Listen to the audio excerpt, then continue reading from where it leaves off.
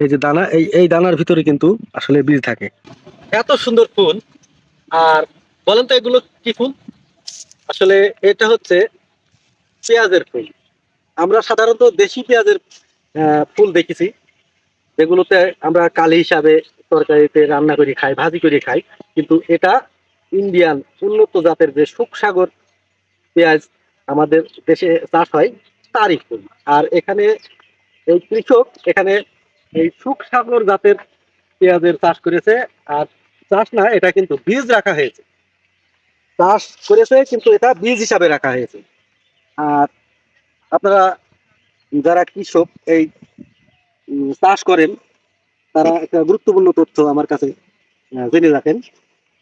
এই পেঁয়াজের বীজ যখন ইন্ডিয়া থেকে আমাদের দেশে আসতো, তখন ইন্ডিয়া থেকে আমরা বীজ কিনে অনেক ঠকতাম।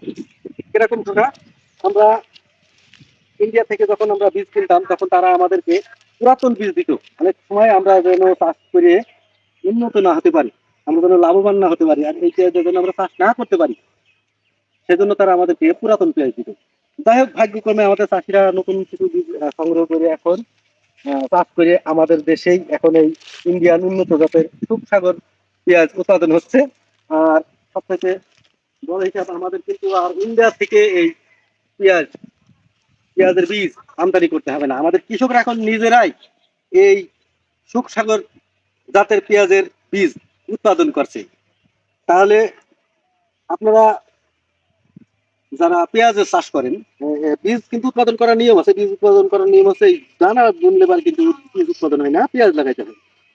পেঁয়াজ লাগিয়ে আপনারা নিজেরাই উৎপাদন করতে পারবেন। আমাদের এই কৃষক ভাই যেমন দেখেন কত বড় জমি সুখসাগর পেঁয়াজের চাষ করেছে, বীজ উৎপাদন করেছে। এই বীজ উৎপাদন, এই বীজ থেকে আমার এই ভাইয়ের নাম রফিকুল, তিনি হচ্ছে এখন বর্তমান এই চাষ কৃষি ক্ষেত্রে নেই। আমি নিজেই ক্ষেত্রে আসলে পরিদর্শন করলাম। এই দেখেন একটা থোকায়, এই যে একটা থোকা থেকে কতগুলো বীজের এই যে দানা, এই দানার ভিতরে কিন্তু আসলে বীজ থাকে। হ্যাঁ, এগুলো এখনো